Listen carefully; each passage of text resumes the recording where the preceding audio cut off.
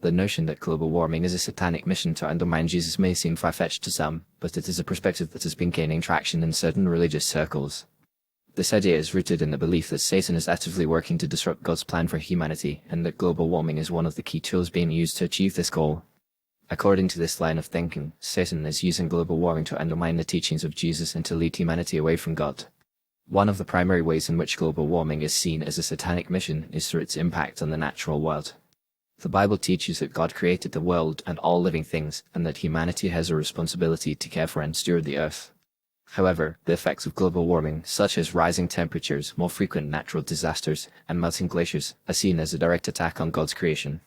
By destroying the natural world, Satan is, in effect, undermining the very foundation of God's plan for humanity. Furthermore, the consequences of global warming are often seen as a form of punishment for humanity's sinful ways. The Bible teaches that humanity's disobedience and rebellion against God will ultimately lead to judgment and punishment. Global warming, with its devastating effects on the environment and human societies, is seen as a manifestation of this punishment. By allowing global warming to continue unchecked, humanity is, in effect, inviting Satan into the world and giving him permission to wreak havoc on God's creation. Another way in which global warming is seen as a satanic mission is through its impact on human relationships and societies.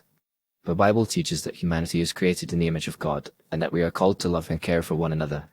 However, the effects of global warming, such as displacement, migration, and conflict over resources, are often seen as a direct attack on human relationships and communities.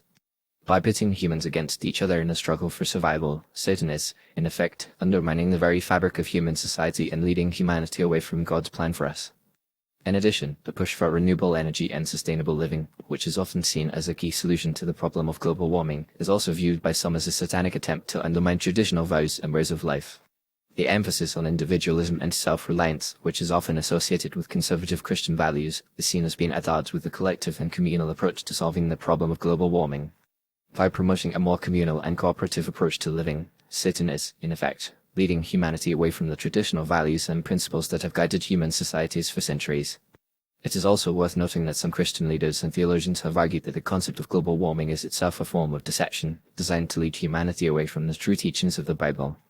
According to this perspective, the idea of global warming is a form of pseudo-scientific theory, designed to undermine the authority of the Bible and to lead humanity into a form of pagan or secular worldview.